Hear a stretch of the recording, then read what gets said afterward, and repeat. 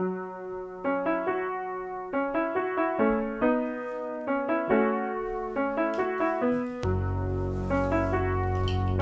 to make sure my phone's turned down. Make sure mine's on.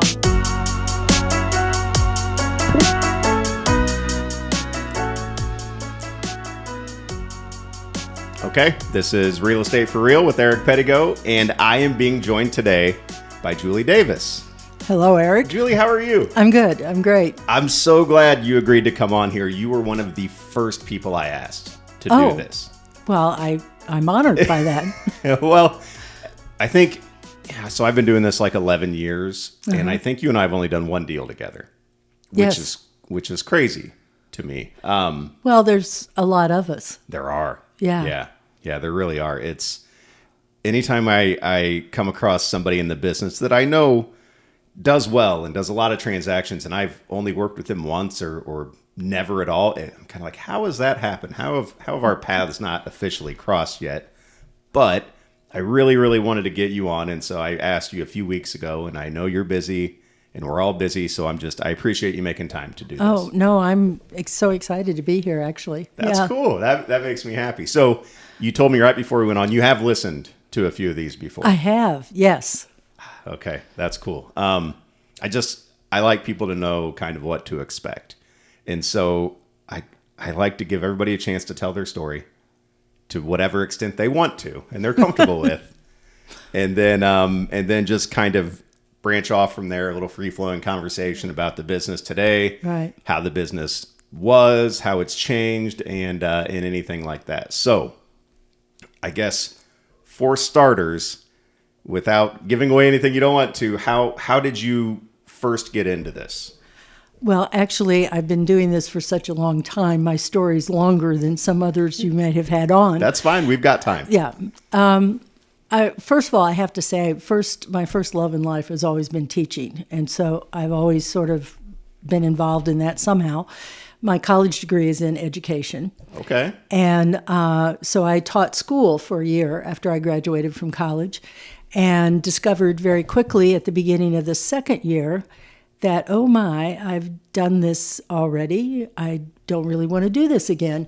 So I discovered very quickly that I like teaching adults, people who are wanting to learn and are working toward a degree or a designation or something that's much more rewarding to me.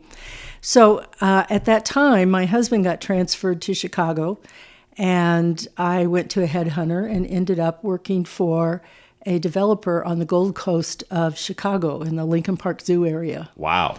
So, yeah, that was really exciting. And then he got transferred to Decatur, and they didn't have any condos, and there wasn't any big developer, so I went into the brokerage side. So you were a teacher? Well, for a little bit. Kind of right. always. And yeah, then, kind of always. The company that I worked for,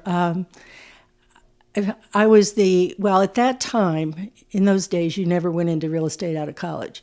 So the average age of an owner was 55, and the average age of a salesperson was 45. Okay. I was 22. So that was, they didn't quite know what to do with me, but I was, at the end of the first year, I was in the top 5 in the company. And they found out I was a teacher. So they came to me and asked if by that time I was already teaching pre-license classes for a company out of Chicago. Okay. So they asked me to write a training program for them, which I did. So this is a lot. All right. So nowadays we're seeing a lot of young agents right. get and that's into very the business. common now. It's super common. But when you started, not as much as what you were saying. So right. it was you were an anomaly. I was, and it was interesting because I didn't relate terribly well to stay-at-home moms at that point in time. Sure. I owned a house, lived in a nice, lovely subdivision, but I did find out that I could put on a navy blue suit and a white shirt and call on corporations, and so that's how I started doing a lot of relocation work. Okay, which is kind of different than other types. I would say. Yeah, I would say so. And so then you first got started and you jumped in. You were younger than anybody else doing it at that point, Right. pretty much. And but you kind of took to it and had some quick success. And so, at what point did it sink in? Okay, this is for me. Real estate is for me. My very first goal was to get good enough to quit. That was my goal. I have always believed that failure is not an option. Okay. So I felt like I was working to the point where I could say, I can do this, but I don't want to. Yeah. And so that was kind of the big goal. Okay. And then by the time I got good enough to quit, I liked it enough to stay. Yeah, I see that, and now here you are, and you obviously love it.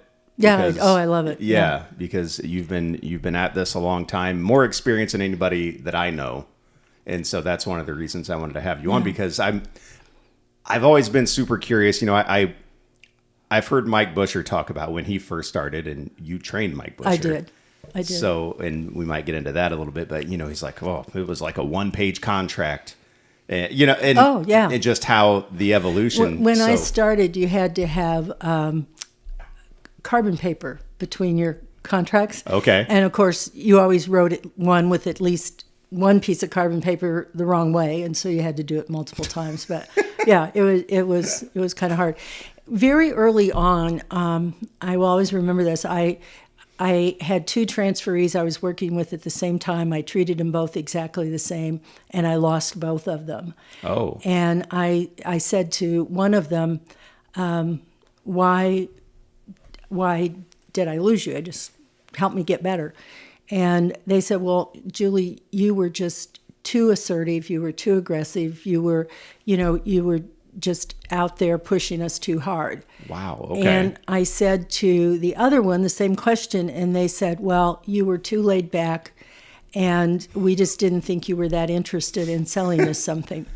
And so I learned a very important lesson then, that when you deal with people, it's not you. You have to meet them on their terms. Yes. You have to be what they need at the time.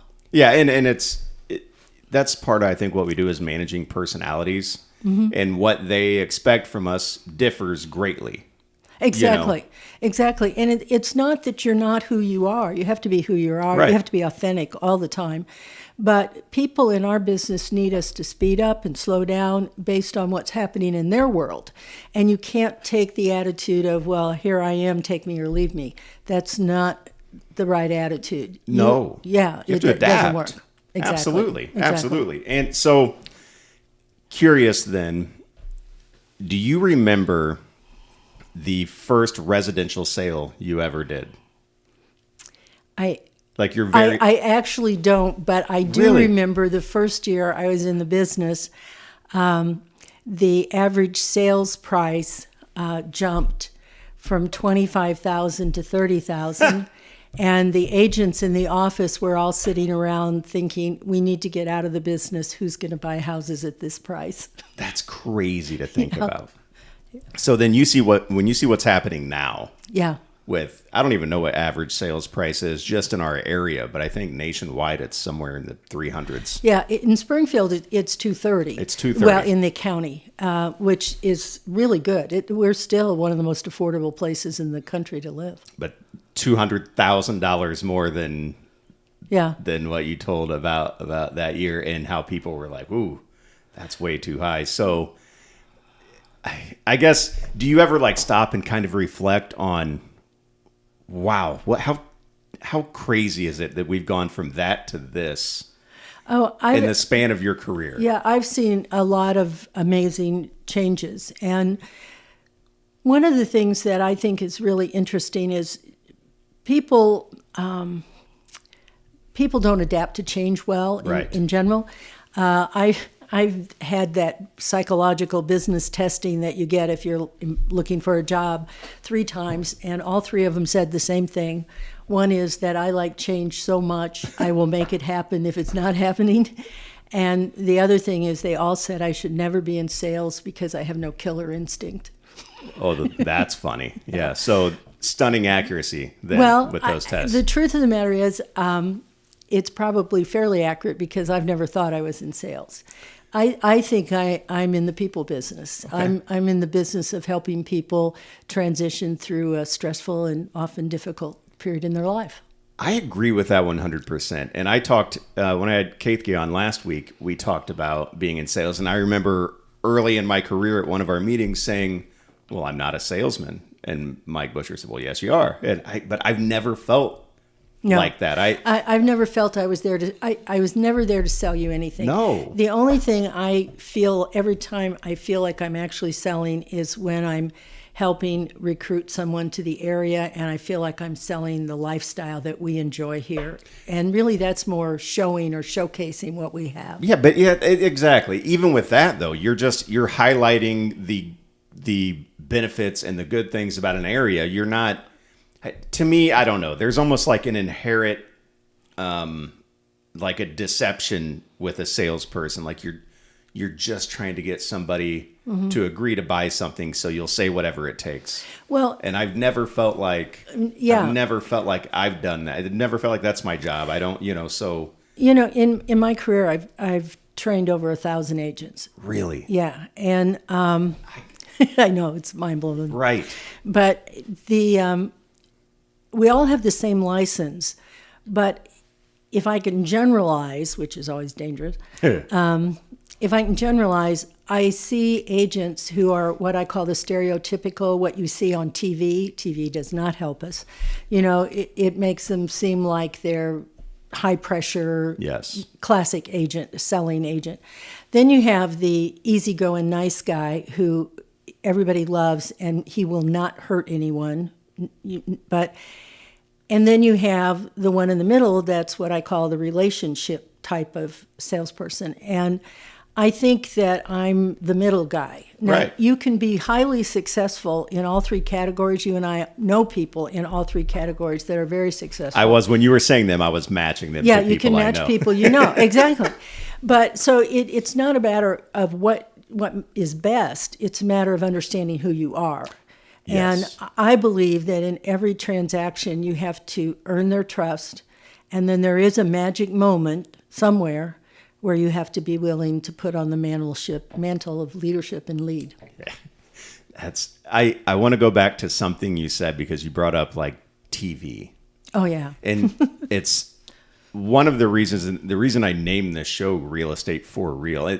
Like something I've tried to do with social media and now with this podcast is give a more accurate depiction right. of what this job is really like. Mm-hmm.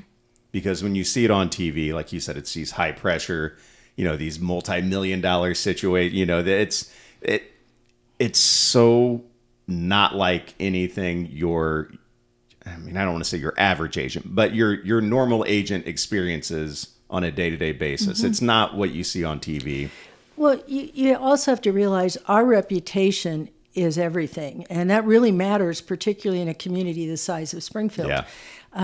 Now, it's hard to accept the fact that you can't be in business without somebody who doesn't like you. But the truth of the matter is that I think if you're out there doing a lousy job, you can't get repeat and referral business. And repeat and referral business is what feeds your family. Yes. It's what brings the peanut butter home. So it's important to not just sell something, but to help them get happy and settled. That's exactly right.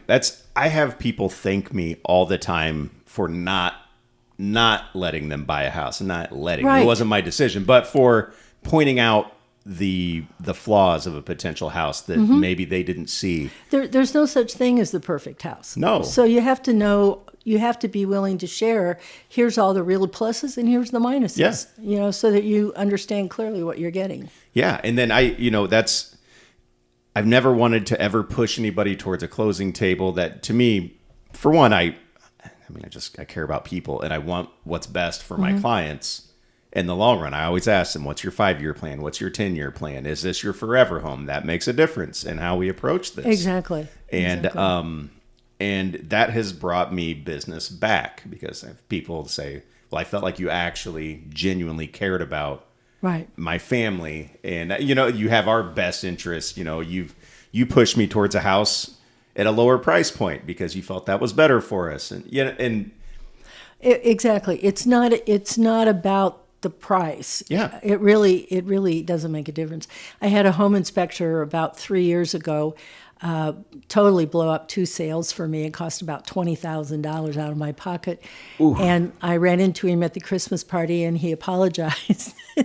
And I said, no, you don't apologize to me. That's why I hire you. Yeah. Though I would not have wanted either of those families to have moved forward with that. And there was no way the client or myself could have seen those problems, because that's why you do a home inspection. Right. And that would have been disastrous for them and for me if they had moved forward. So curious about home inspections are such a big part of what we do. Mm-hmm. Was that the case when you got started? No. You hear the adage, buyer beware. Yes. Well, that's what it was back in those days. There were no home inspections. That was unheard of. Really? You just bought what you saw and hoped. Oh, that's terrifying. Yeah. Okay. And so, do you remember about when home inspections, not just when they got going, but when they became the norm? I would say I was probably in the business maybe 15 years before that became the norm. And was there, like with everything, we talked about people being resistant to change. Mm-hmm. Was that something where there are a lot of agents at the time, like, we're not doing this. We're not doing these home inspections. We're not, like, was there resistance there to that? I really don't think so, because I think the agents saw that. I mean, granted, back then we had a real problem because you'd get a home inspection and agent would expect you to fix everything. No. We're much clearer now about what qualifies to be fixed. But I think agents actually welcomed that. They kind of got it off their back. Well, because I'd imagine if you help somebody buy a house with no home inspection back then, mm-hmm. the second something goes wrong or something major shows its face, who do they call? Right. And who do they blame? Who do they blame is the most thing. Exactly. Yeah. So I imagine then for most agents, it was probably a welcome, like, okay, somebody else can come to the table to make our life a little bit easier. Right. And it's funny because now with home inspections and then repair addendums and dealing with that, it's probably one of the most difficult parts of our job. Yeah, but I think it's easier now than it was 10 years ago, because our home inspection addendum is very clear about what's a material defect and what's not. You can go through a brand new home and I can find a light switch that doesn't work or something. All our homes have those little things. Yes. And that's not what counts. What counts is, do you have insulation in the attic? Because I didn't go up there and look. And I won't. And have you ever been in a crawl space? That's the other one. No, I have do no crawl idea. Spaces. I don't do attics. I have no idea what's going on in the crawl space. No. Nope. Yeah. So that's one of the reasons that we hire the home inspectors. And, I tend to hire the ones that everybody gets mad at me for. Me too. Because I know that they're thorough. I want them to be thorough. I want them to be picky. But I also don't want them to scare my buyer to death. It's a fine line, isn't it? Yeah.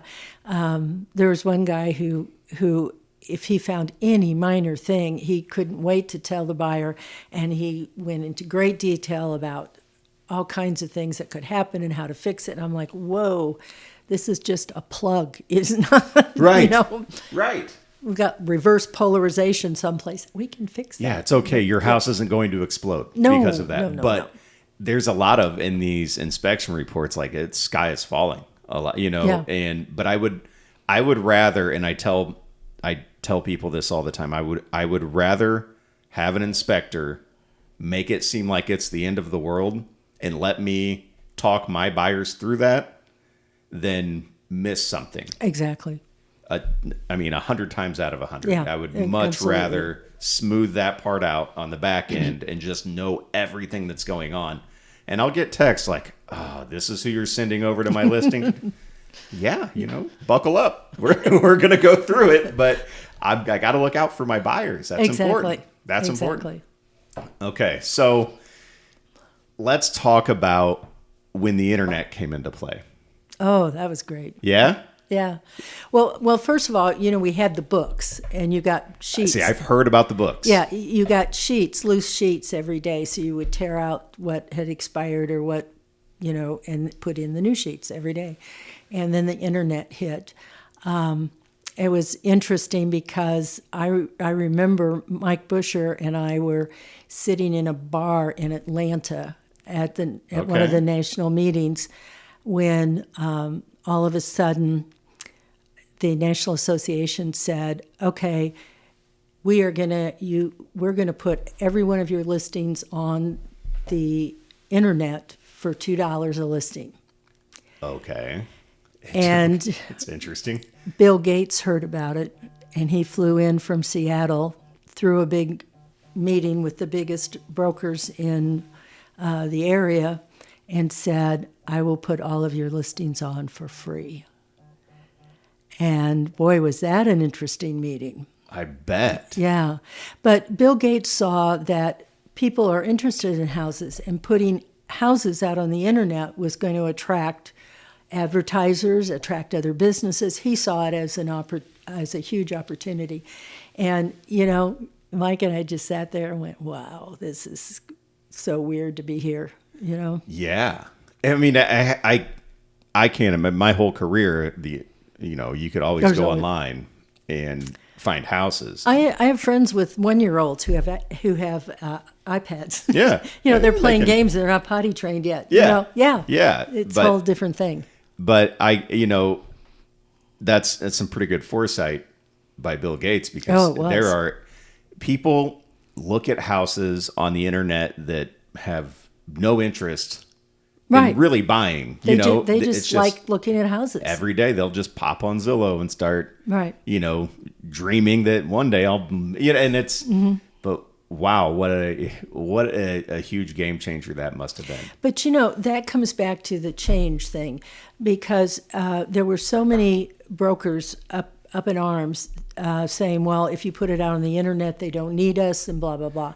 Okay. I saw every one of those major changes as an opportunity for us to raise up our professionalism, because the more complicated it gets, the more they need me. I don't care that they can find out what's for sale somewhere. Sure. They need me to navigate through the process.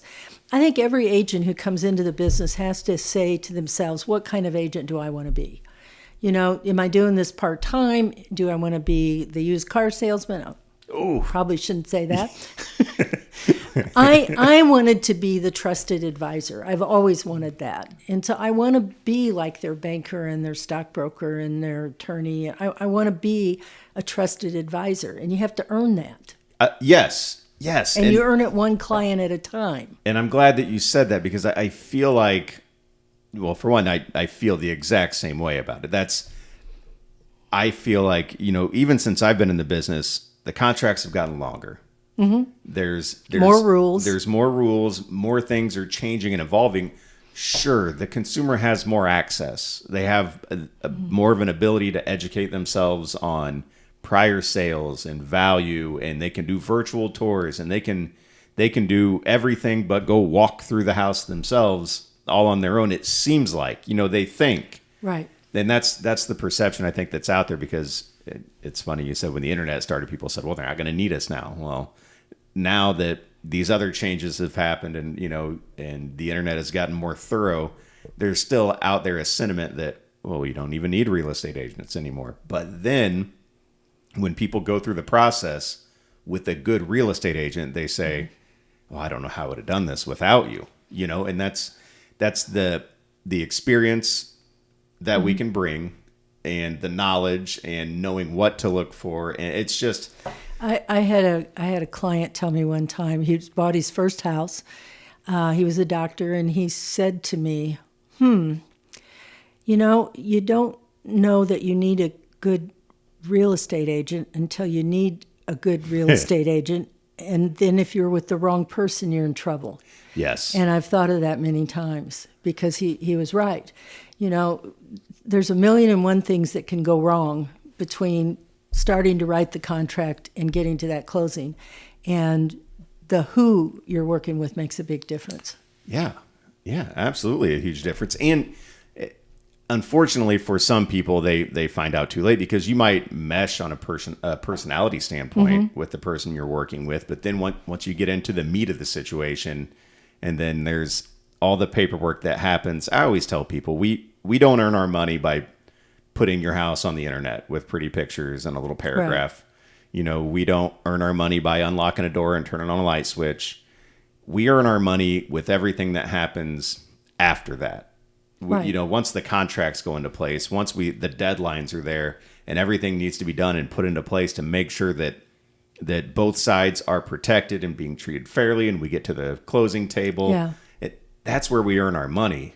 That's absolutely right. And this market has taught us more than ever that who writes that contract has a lot to do with whether your contract goes through. Yes. Because there's so many multiple offer situations, and how it's written makes a big difference in which one rises to the top. It's not all about the price. There's a whole lot of other things you can do to make your offer look better than the next guy's. That's a great point. That's something that I think a lot of people don't understand, is it's not just about the dollar amount. Right. There are so many things attached to an offer. What type of financing do you have? Is it cash? Mm-hmm. You can come through with a loan from a bank and be $5,000 over the next highest, but if you want to do an inspection and there's an appraisal attached to it, and that other offer is $5,000 less, but it's cash and a quick close and no strings attached. Yeah. Then it's not just the dollar amount. That seller has a tough decision to make there. Exactly. And so, and then that, as a listing agent, then you got to go through that with the seller and, give all the pros and cons and all the infinite scenarios that might play out if we go this way versus that way. I think one of the reasons that I have loved being in this business is because every transaction is different. I might have the same problem that I did last week, but the dynamics of the parties involved, the attorneys, the title companies involved, make the solution maybe a little different than what worked last week. And that to me, I've never gotten up and thought, oh, I have to go to work today. I've never had that feeling. And I realize how lucky I am. Most people don't have that. No, I'm exhausted sometimes. I would like to have a Sunday off sometimes. I'm not saying that, some days you just go, I can't do anymore. But I've never regretted what I do. And you shouldn't, and neither do I. And I didn't know that until I got into this business, because I had a job throughout high school, but then after high school I went to work for my family's company. And, to me, and I feel like so many people feel like work is not something you should enjoy. It's work. Right. You suffer through it in order to make ends meet and keep food on the table. And then I got into real estate. And don't get me wrong, it's work. It's a lot of work. It's hard work. It is hard work. But I genuinely love it. Well, in real estate, you can be rich, you can be poor, but you can never be unemployed. Yeah. Put that on a T-shirt. Yeah, you're right. And your income fluctuates greatly even throughout the year. There are times of the year where you think, oh, this is going to be great, and then you hit a lull, or the interest rates do something crazy, or everybody goes on vacation, or oh, now it's Christmas. There are times when I've been doing this a long time, and there's usually a moment every year when I go, oh, will I ever sell another house? I'm not sure. That still happens? Yeah. Shoot. You never get over that. I was hoping that at some point that would go away. Yeah, no. It is. You know why that never goes away? And this to me is really critical. In this business, it doesn't matter what you did last week or last month or last year. There is only one judge, and that's the person sitting in front of you right now. Yeah. You got to do it right now. You have to deliver your best right now, because that's the only judge in this moment, is the only one that counts. That's exactly right. And it doesn't go away. Like, that's what I always try to tell people. I'm like, oh, I would love to do that. That's what you do. It seems so fun. I think I'd like to get into real estate. And I go, I'll tell people the truth. I don't try to make it sound bad, but I say, you have to be, here's the part that's hard, is I always know at any given time when my last scheduled paycheck is coming in. Oh, exactly. And sometimes there's been times in this 11 years where it's a little scary. that wasn't even there. I was like, I don't have any deals. I have no pending closings. Right. I've got, and that is terrifying. I think the other really hard thing that a lot of people don't understand is that your family pays a price for you to do this. Oh, man. And there are times when the family has to come first, but there's times when the job comes first. And my kids have understood that. But they had to learn that over time. The nice thing is because, you can go to the school at 3:00 in the afternoon to, see a little Right. play or something. But then you're gone when they're trying to go to a party for some other kid, Yeah. You're not there. So I think finding the balance between family and work is hard.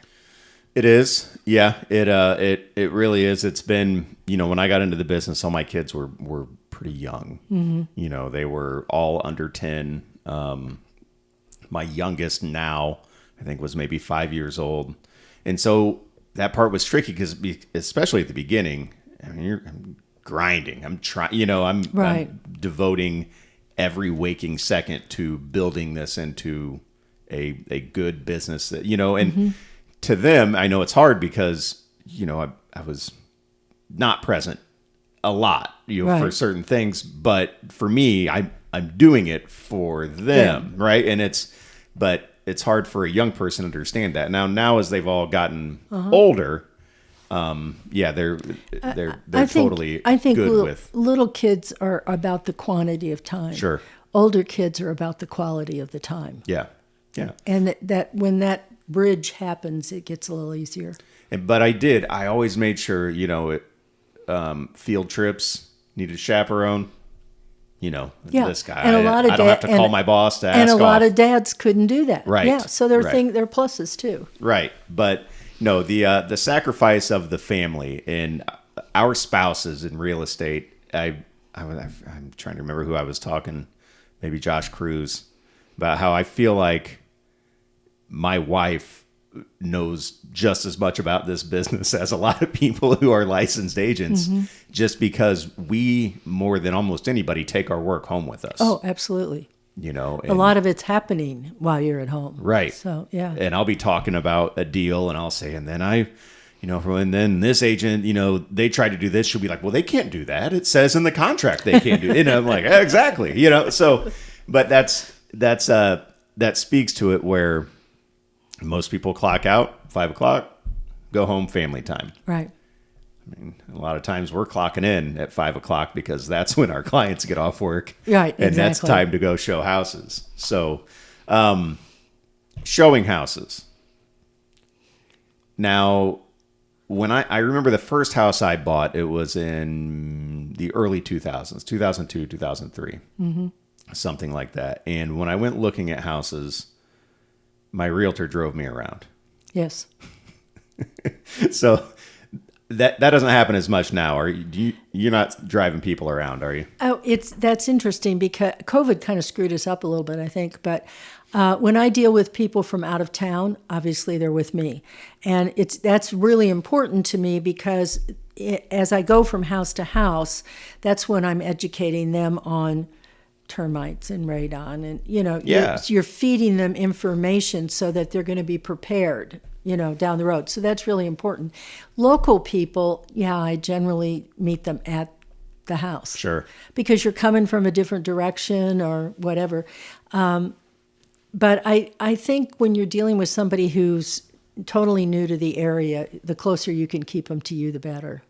Yeah, I've never really thought of that. Yeah. But that makes sense. Somebody who's totally new, might not be a bad idea to put them up shotgun and show them around a little bit and talk to them from house to house. Right. And getting to know them. I mean, such a big part of what we do is just getting to know people and what works for them. And part of your success is your ability to read people and to understand where they're coming from and what they need. Yeah.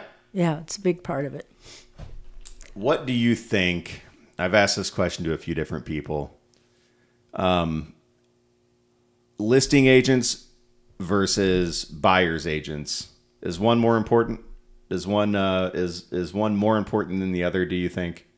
That's a great question. I think being a good listing agent is a different skill set than being a good selling agent. Oh, sure. And I think some agents can do both, and I think some agents are better at one or the other. And it's interesting because it's two totally separate skill sets. Unfortunately, the consumer doesn't always know that. They think we're all doing the same thing. But I think that makes a big difference. And which is more important really depends on the market conditions.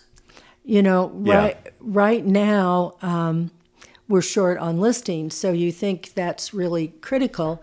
But on the other hand, if there's 5 buyers all wanting this same house, who is representing you is a big deal. Makes a big difference. Some of those offers are so close together, they come right down to how much is the earnest money, who's your lender, and who's your agent. Yeah. That you and I both know there's some agents you kind of cringe and go, oh, please, no, not this one. There are a few. Katie and I talked about this last week. This very thing, how important it is to have good relationships with other agents, because when you get a bunch of offers that land on your lap and they're so close together, and your client's saying, okay, what do you know about this agent? Because that's a question we get asked. We do get asked. What do you know about this agent? That's not coming from us. No. We're hearing that from our clients. Yeah, that's a real question. And then, I will never badmouth another real estate agent to any of my clients. But I will say, this client I've worked with before. I know that they earn their keep. I know that they're not going to drop the ball at any point, and I know that this will be, agent to agent, a smooth course of action here. When I have multiple offers, I have a spreadsheet that I put all the offer on. Okay. And they're numbered, and the agent's name does not appear on there. And they'll ask me, well, what about this agent or this agent, pointing at numbers, but they don't know the names. I do that because I'm trying to make the best decision for the client. Of course. I'm trying to help them in that regard. I don't want them to see that it's somebody else from my company, or even worse, somebody else from my team. So I don't put anything on there that identifies the agent per se. That's probably a good idea. Maybe I should start doing that too. So, how big is your team? I think there's 6 of us. 6? Yeah. All right. And we need 2 more. You need 2 more? Uh-huh. I'll keep an eye out. No, we did. I have decided this year I'm going to take some time off. I'm going to have some vacations. Finally? Yeah. When was your last vacation? Julie. Let's see. I did take a vacation this year. Well, that's good. Okay. I did in August or late July, and that was the first time my husband and I had been alone on a vacation for a long time. But when I taught for the National Association, the whole time I owned my company, I also was teaching in the CRB program. And so we had to travel 3 or 4 times a year. It was required that you had to go to all these meetings. And my husband would always come with me, and we'd get some extra time in that way. So it's when I stopped doing that it kind of got dried up. Wow. Yeah, and that's But you need time. You need time off. You do. Yeah. I know. And my wife and I talk about this all the time. We haven't had even like one night, even gone and stayed somewhere for one night without kids or anything. It's been probably 8 or 9 years. Well, I will give you one piece of advice. Please. Yes. I'm all ears. I was in that generation where you worked until you were 65 and then you quit and then you went and had this whole different life. Yeah. It's not that way anymore. People are working a lot longer and you need to be enjoying it. Plus, some of the things that you want to do now. I always wanted to ride a bike through France. Okay. I can't do that now. I'd be huffing and puffing after about well, they make half electric an hour. bikes now. Yeah. Julie, you could hop on, just hit a button. I've always wanted to whitewater raft down the Snake River. I don't think I'm going to do that either. So that probably sounds less fun now than it did, though, right? Well, no, it's just, Anyway, My point is, I think that you need a good, solid family vacation every year and a good, solid alone vacation, just the two of you, and a couple of weekends in between. Everybody deserves that. You're right. You're right. And so when you do find yourself on vacation, do you unplug completely? Well, my friends who have traveled with us laugh at us because it takes 3 days to stop it. So you have to be gone about 7 to 10 days. With a trip that my husband and I just went on, I was in the middle of a very difficult transaction, so I kind of worked at least half days the first 3 days, and then I was done. And then he ran into a problem, and he worked half days the next 3 days. Right. So. It's so hard, and you've got a team, right? Yeah. You have people who can fill in for you, Exactly. but still, you still have to be involved if it's your transaction, and it's a difficult transaction because those occur. But I think one of the reasons why I think teams are so important is that there is a sharing of knowledge, there's a sharing of understanding, and also people learn exactly how you do things. My people, they know how I treat people, and the one thing that bonds us together, we're more partners than we are like me, the boss, them, selling agents. We are true partners, and we're bound together mostly by the values that we place on how we do business. That's the one thing we look at when we look for other people to join us.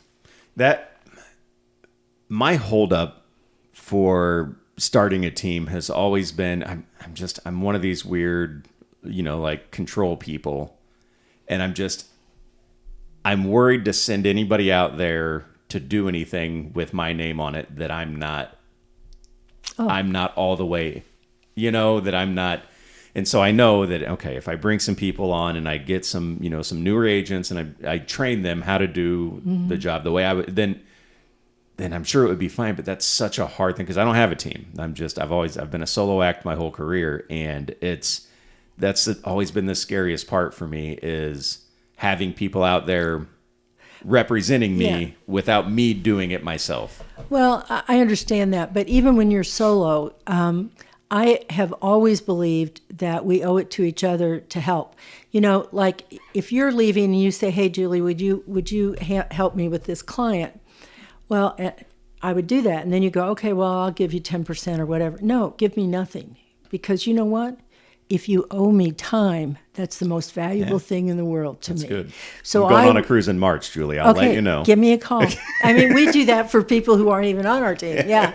No, happy to do that. And that's something I put out a TikTok a little while back that's around the same thing, because I've had before where, oh my gosh, I was on a cruise actually, and I had a client who wanted to go see a house in Illiopolis.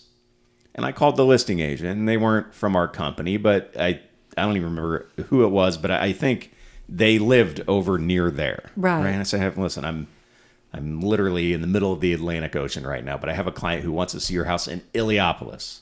Would you mind popping over there since you're nearby and showing them around?" She said, "Absolutely not. I'm not doing that for you. You work at a big company. Have somebody from your agency do it." Ooh, whoa. And I was just like, wow. For one, never mind that was just kind of mean, right? Yeah, exactly. But two, are you doing the best job for your sellers if you're that listing agent? If there's somebody who wants to see the house, who might buy it, and all you have to do is go let them in, and this is before the buyer agency agreements or anything, Right. Could have just gone and let them in. Yeah. I just couldn't physically be there. And so I had put something out on, on TikTok a little while back. It's like, hey, let's help each other. If you have a client who wants to see my listing and you can't make it and I can, call me. I'm trying to get it sold for my seller. To help. Yeah, exactly. Right. And so, if you're going to be out of town, you need somebody to fill in. If I'm nearby, I'll help. We have to help each other. It's such a weird profession that we are all like kind of colleagues and coworkers, but we are also all each other's competition. Yes, but even within the same company. Exactly. But there are some people that will bend over backwards and are very respectful of contexts or relationships that they think I have, and I'm the same way with them. And I've got that relationship with several agents over at RE/MAX. Of course, I trained them. So Of course, they owe you. You asked me earlier about Mike Buscher. Yeah, I want to, and I think we've got around 15 minutes or so left. So I want to talk about Mike Buscher. I have more Mike Buscher stories than what Mike would like for me to tell. But I did want to tell you something about Mike, which I think is very telling. When I was 25, the owner of the company came to me and said, I want you to go to Decatur and start a company for me. Okay. And I'm like, okie dokie. I was single. There was just me and my dog. And it took me 6 months to decide to do it. My dad said to me, what? My dad said, well, why are you hesitating? And I said, well, Dad, I've built up a clientele. I go over there, I could go bankrupt. And he said, who would care? And it was kind of right. I had nothing but the dog. So anyway, I came over here, and the man who gave me that opportunity, I said to him, I really appreciate this opportunity, and I got to ask you, what can I do? How can I repay you for seeing something in me that I couldn't see in myself? And he said, you can't repay me, but what you can do is find someone like you. Oh. And that was Mike Buscher. And so you found Mike Buscher. I did. And how did that happen? How did you meet He Mike? came into my office to interview, and I went in and talked to him for probably 15, 30 minutes. Oh, maybe it was an hour. I don't know. I walked out of that meeting, and I said, I just hired the next manager of our company. So you knew. You knew right then. I knew right then. So he was a salesperson. He went through all the training and stuff. And I passed him over for management 3 times because he wasn't ready. Okay. You have to earn your stripes. You have to earn the respect of the people. And so 3 different times I passed over him. And then I made him one of the managers. And, of course, a few of the old guards said, well, I'm never coming to him. Well, that's fine. I'm here. Talk to me, So I will always remember the first day, he's in his office, 3 offices down from me. I think we had 4 managers at the time. And about 3 o'clock in the afternoon, he came in and he closed my door. Nobody ever closed my door. He says, you didn't tell me they cry. Well, occasionally, yes, they do. But he has been a true treasure, and he's been a true gift. He is an incredibly talented guy. He and I are an awful lot alike. When he was a young manager, he would come up with brilliant ideas, and he would come in my office and say, we got this idea, we're going to do this and this and this, and we're going to make, blah, blah, blah, blah. And I'd listen and nod, and I go, how are we going to pay for that? Right. And he'd say, I'll be right back. And he'd leave. And, over time he realized, you can't just have it. You have to figure out how you pay for it too. But he's an incredibly talented person. So for anyone listening who may not know, Mike Buscher is managing broker here at the Real Estate Group, one of 2 now with yes. Michael Nettle. But he was very instrumental in me being here too, and as well as so many others. And you brought him into the business. And do you know how old he was about when he first got started? I liked it because in my mind, Mike Buscher looks like Mike Buscher. Yeah, I'm trying to envision this young, eager. I think Mike's about 10 years younger than I am. Okay. So, I was 33 before anybody worked for me who was younger than me. All right. Okay. But Anthony, well, you could do Anthony was 6 or 7. Okay. When he came to work with me. All right. But he is my gift to the real estate world. Well, it's a wonderful gift, and I'm gonna have Mike on at some point too when he's ready. He's already agreed, and I'm really looking forward to that. But we my wife and I we talk all the time about how much, because real estate changed our lives. Yes. It was, I was doing fine. I was working with my family. It's got your phone, Julie. Mine's over here. Yeah, you're rattling over there. You're a busy person. Yeah. You know, it's gone off a few times now, but that's all right. But we talk all the time about how important that was. I talked to a few other places after I got licensed. I didn't know what to do. And Linda Nelson was my realtor before I became a realtor. Okay. And she's out in, I think, Colorado now. But she was like, you got to go talk to Mike Buscher. You know, you should really work at the group. If you want to be the best, you should learn from the best, she said. So, Yep. And you know, it's interesting the structure of how businesses have of real estate businesses have changed over the years. It's totally different now than it was when I started. how so? Well, when I started, it was kind of like fraternity sorority rush. You know, which group of people do you want to hang with? Which group of people do you want to play with? You know, those were there was a lot of it was very, very family oriented. Okay. You know, you felt really bonded to those people. Now the companies have gotten traditionally bigger and bigger and bigger.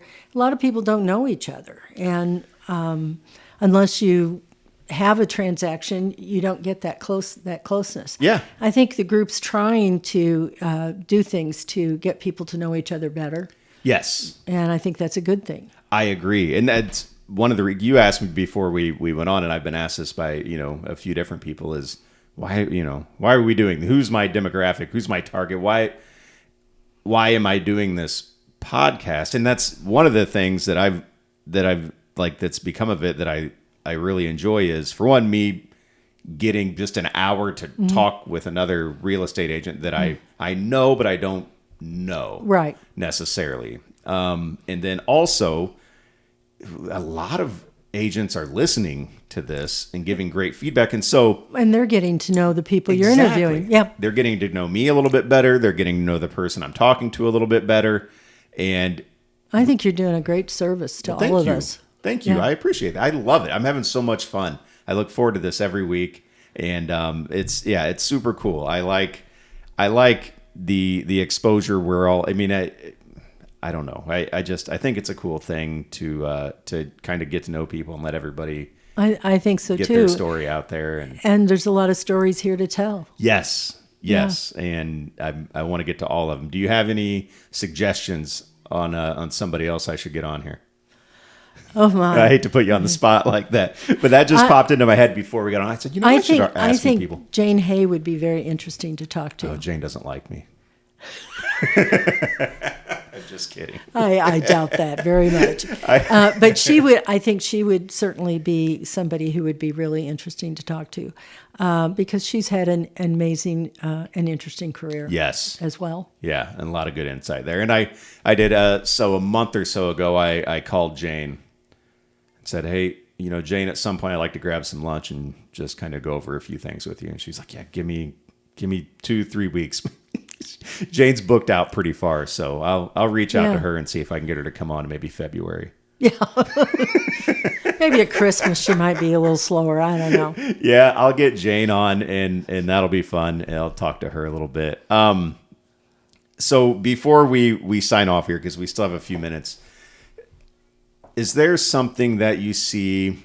Is there like any glaring mistakes or anything that you see new agents making, like on a routine basis? People get into the business and maybe they have a little bit of success early or something like that. Is there something that you see with kind of your experience that you say, they shouldn't be doing that? Well, I think in general, agents are not being trained as well as they used to be. We used to have, and I still do, a track, about 8 sessions long. Mm-hmm. See, when you do pre-licensing, all that stuff's really important, but you don't know how it applies in real life. No. And it's not until you get in the business you go, oh, there's that rule. That's what comes into play. And I don't think that agents are getting the training that they need. I've raised that issue several times with both Mikes, and a lot of them feel that that's the responsibility really of the team leader. Sure. And the problem is a lot of team leaders are top producing agents. They're not teachers. It's two different things. It's a different skill. Yeah. So some leaders can be teachers and some teachers are not leaders, but I wish we had a more formalized training program just to get them started in the right direction. I think that would be critical. Yeah, I could not agree with that more. So a few issues I see are, for one, I mean, we're all independent contractors. Once we're licensed agents, we're in charge of our own business. And so there's no such thing as mandatory training. Unless it's in your policy and procedure manual. Which should maybe be considered, because that's the only way that you can say this is how you do it. We never took attendance anyway, but if it's good enough, I always felt like it had to be good enough they wanted to come. They wanted to be there. But it definitely needs to happen, because I feel so often when I'm in a transaction with a relatively inexperienced agent, I mean, you try to help them as best you can. You really do, but you end up carrying the majority of the load, and and that's it's supposed to be. Well, the contracts are not written well, and they're not even put in the correct order. Correct. Right. They're all the pages are mumble jumble, and you find you end up having to redo a bunch of stuff to make it right. And you can't get mad at them because they don't know. And the training isn't there for a lot of new agents. It's not there. Now, when I started here, I got licensed. I talked to Mike, and he said, hey, at the beginning, and this was 2013. This is the very end of 2013. He said, at the beginning of next year, we're bringing a guy over who is going to work with new agents, and we want you to meet him, and we think it'll be, and it was Pat Sellinger. They were bringing him over. So right when Pat landed here, I officially started here. And I think we had the same first day almost. And Mike Buscher introduced us. And Pat, to this day, is one of my just very, very close, dear friends who, and Pat was there every second of the way from when I first got started. Every showing I went on, every contract that I wrote, he was there. I mean, I had the most thorough training because it was put in place once I started. Right. They still had training when they did that. Yeah. And I was a willing participant in that. I didn't have to show up every day and do it. I have a home office. I can do everything from home. But I wanted to learn. I wanted to, to be around somebody who knew how to do this and who would teach me. We all bring our own style. Right. And that's important because no one person can appeal to 100% of the other people. So everybody has to bring their own personality and their own style to the table. But there are basic things that would really help people get started faster and make fewer mistakes along the way. Yeah. And, I always feel like the first year and a half is the hardest. And that's when so many people get out of this business just before the crop comes in, Yeah. So it would really help bridge that gap, I think. Yeah, I agree. So it's not necessarily a mistake any newer agents are making. It's the kind of the lack of training. Yeah, in lack education. of knowing. Yeah, on the front end, because you can't teach experience. You have to just live through that. But if But if you can help them get 10 years experience in 1 year, that's so much better. Yes. And that's what happens when they're getting that information. I always tell anytime I have an interaction with a newer agent, that if I have to say, okay, hey, just so you know, this is how this is supposed to look, and this is how this is supposed to go. And, I'd never in a condescending way or in a, you don't know this kind of a way, and then I always say, and if you ever need, you've got my number. So anything you ever need, if you have any questions about anything, you're not sure which way to go, call me. I will help you. And don't you love it when they do? Yes. Yes. It's a win for them and it's a win for you. It makes you feel good. It makes them get a good answer. And I think something I've learned is we all kind of carry the weight of the perception of real estate agent. It doesn't matter how great of an agent you are. Right. If somebody has a bad experience with a real estate agent, then that kind of, reflects on everybody. Yeah, on all of us, because if you get online on social media and people are bashing, oh, my agent didn't do, I don't see why people even use them. My agent didn't earn their commission. And it spreads to all of us. So if we can get everybody built up to a good level where the majority of us are providing a really excellent service, then I think that's just good for everyone. That's good for everybody. Absolutely. All right. Thanks for letting me be on your show. Thanks for coming on. This has been great fun. Yeah. Good. So anybody who hasn't got the opportunity to know you a little bit better maybe does now. I know. I feel like I do. We've only done one deal before and maybe talked for a combined 20 minutes of our life, and so now we've exceeded that by an a hour. lot. Yeah. So that was really, really fun, Julie. Thank you. I'm sure you got some appointments. Your phone's been going off like crazy. Yeah. Well, so that's the way it goes. We'll let you get to. We'll hit the outro music here, and yeah. Thanks so much. Thanks so much for stopping by. Real Estate for Real. I'm Eric Pedigo. She's Julie Davis. Thanks for listening.